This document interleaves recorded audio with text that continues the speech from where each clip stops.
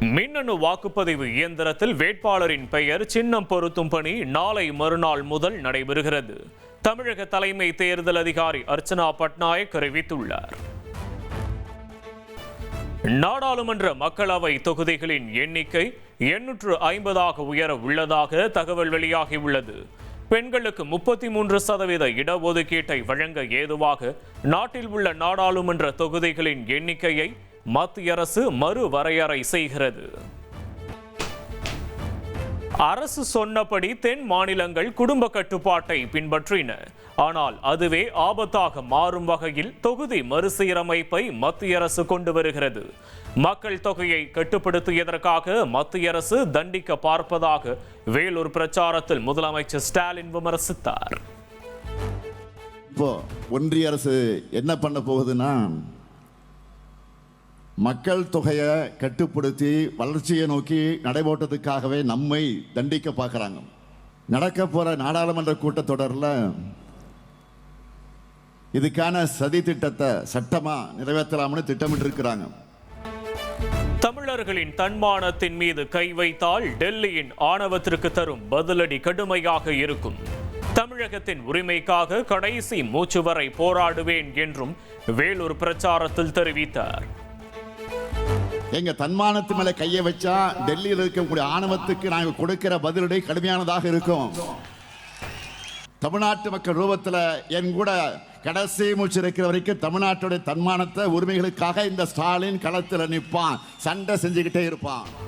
தேர்தல் என்பதால் மொழி கொள்கையை திமுக கையில் எடுப்பதாக இபிஎஸ் விமர்சித்துள்ளார். திமுக கூட்டணி கட்சிகளிடையே ஒரே கொள்கை இல்லை என்றும் தேனி பிரச்சாரத்தில் அவர் விமர்சித்தார்.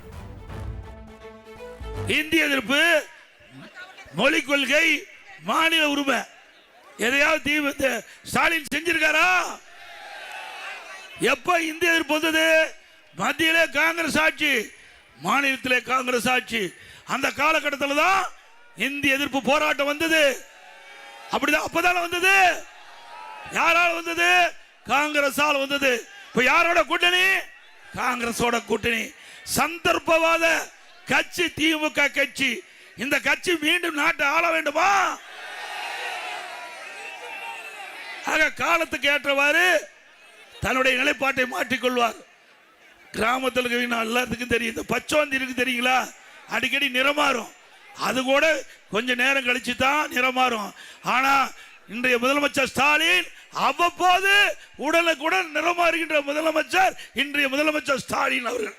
நம்மை கடன்காரர்கள் ஆக்கியதுதான் திமுக அரசின் சாதனை என்று இபிஎஸ் குற்றம் சாட்டியுள்ளார். திமுக ஆட்சியில் கடன் வாங்குவதில் முதல் மாநிலமாக தமிழ்நாடு மாறியுள்ளதாகவும் அவர் விமர்சித்தார்.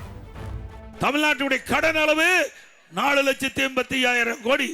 2021 2025 வரை திராவிட முன்னேற்ற கழக அரசு வாங்கிய கடன் 5 லட்சம் கோடி. வருஷத்துக்கு 1 லட்சம் கோடி, வருஷத்துக்கு 1 லட்சம் கோடி. 73 ஆண்டு காலம் வாங்கிய கடன் 4,85,000. 5 வருஷத்துல 5 லட்சம் கோடி வாங்கி இருக்கிறாங்க. இந்த அரசாங்கம் என்ன சிறப்பான அரசாங்கமா? நம்ம எல்லாம் கடன்காரனாக்கிட்டார். ஸ்டாலின் ஆட்சிக்கு வந்து, ஸ்டாலின் முதலமைச்சராக வந்து தமிழ்நாட்டு மக்களை கடன்காரனாக்குனதுதான் இந்த ஆட்சியுடைய சாதனை. இந்தியாவிலேயே கடன் வாங்குதல முதல் மாநிலம். இந்தியாவிலேயே கடன் வாங்கல முதல் மாநிலம். இப்படிப்பட்ட அரசாங்கம் தேவையா? 1000 ரூபாய் மகளிர் உரிமை தொகையை தடுக்க அதிமுக பாஜக திட்டமிட்டதால் தமிழக அரசு 5000 ரூபாய் வழங்கியது. மும்மொழி கொள்கையை அமலாக்காததால் கல்வி நிதியை மத்திய அரசு தரவில்லை என்றும் நாகர்கோவில் பிரச்சாரத்தில் குற்றம் சாட்டினார். தமிழக சட்டமன்ற தேர்தலுக்கான பாஜகவின் தேர்தல் அறிக்கை வெளியிடப்பட்டுள்ளது. சென்னை தியாகராயர் நகரில் உள்ள பாஜக அலுவலகத்தில் அக்கட்சியின் முன்னாள் தேசிய தலைவர் JP நட்டா தேர்தல் அறிக்கையை வெளியிட்டார். என்டிஏ கூட்டணி ஆட்சி அமைந்தால் ஒவ்வொரு குடும்பத்திற்கும் ஒருமுறை 10,000 ரூபாய் நிதியுதவி வழங்கப்படும் என்று பாஜக தேர்தல் அறிக்கையில் தெரிவிக்கப்பட்டுள்ளது. மகளிருக்கு மாதந்தோறும் 2000 ரூபாய் உதவி தொகையோடு தீபாவளி, பொங்கல், தமிழ் புத்தாண்டுக்கு தலா 1 சிலிண்டர் இலவசமாக வழங்கப்படும் என்றும் உறுதியளித்துள்ளார்.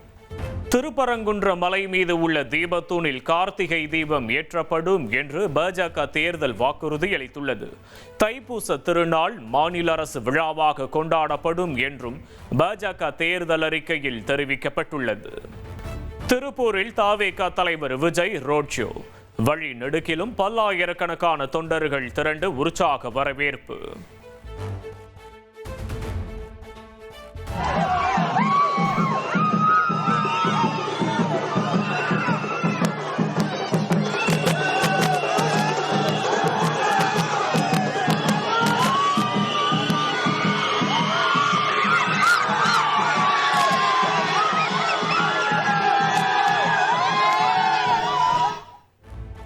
நாளை மறுநாள் தவேகாவின் தேர்தல் அறிக்கைகள் புத்தகமாக வெளியிடப்படும்.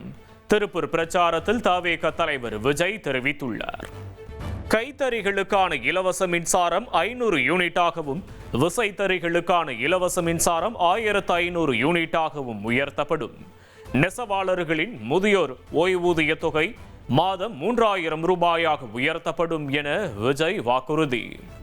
5 ஏக்கருக்கு குறைவாக நிலம் வைத்துள்ள விவசாயிகளுக்கு வேளாண் கூட்டுறவு சங்கங்களில் வாங்கிய கடன்கள் முழுவதும் தள்ளுபடி செய்யப்படும்.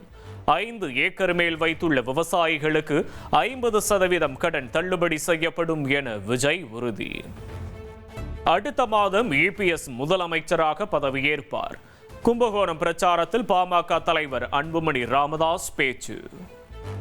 கன்னியாகுமரி மாவட்டம் நாகர்கோவிலில் நாளை பிரதமரின் ரோட் ஷோ நடைபெற உள்ளதால் பாதுகாப்பு பலப்படுத்தப்பட்டுள்ளது. மோப்பனாய் வெடிகுண்டு கண்டறியும் கருவிகளுடன் போலீசார் தீவிர சோதனையில் ஈடுபட்டுள்ளனர். சென்னையில் ஆபரண தங்கத்தின் விலை இன்று சவரனுக்கு 1280 ரூபாய் உயர்ந்துள்ளது. 1 கிராம் 14,220 ரூபாய்க்கும், ஒரு சவரன் தங்கம் 1,13,760 ரூபாய்க்கும் விற்பனை செய்யப்படுகிறது. நாமக்கலில் முட்டை கொள்முதல் விலை 5 காசுகள் அதிகரித்து 5.5 காசாக நிர்ணயம். தேசிய முட்டை ஒருங்கிணைப்பு குழு அறிவித்துள்ளது. மாநிலங்களவை எம்பியாக நிதிஷ்குமார் பொறுப்பேற்ற நிலையில் பீகார் மாநில முதல்வர் பதவியை ராஜினாமா செய்தார். ஆளுநர் லெப்டினன்ட் ஜெனரல் சையத் ராஜினாமா கடிதத்தை வழங்கினார். பீகாரின் புதிய முதலமைச்சராகிறார் பாஜகவின் சாம்ராஜ் சௌத்ரி. பீகார் மாநில தேசிய ஜனநாயக கூட்டணியின் சட்டமன்ற குழு தலைவராக சாம்ராஜ் சௌத்ரி தேர்வு செய்யப்பட்டுள்ளார். சத்தீஸ்கரில் உள்ள வேதாந்தா மின் நிலையத்தில் கொதிகலன் வெடித்து விபத்து. 9 பேர் உயிரிழந்த நிலையில் 15 பேர் காயமடைந்துள்ளனர். பிரதமர் மோடியுடன் அமெரிக்க அதிபர் ட்ரம்ப் தொலைபேசியில் பேச்சு. மத்திய கிழக்கு சூழல் மற்றும் இந்தியா அமெரிக்கா இடையே தடையில்லா வர்த்தக ஒப்பந்தம் குறித்து ஆலோசித்ததாக கூறப்படுகிறது.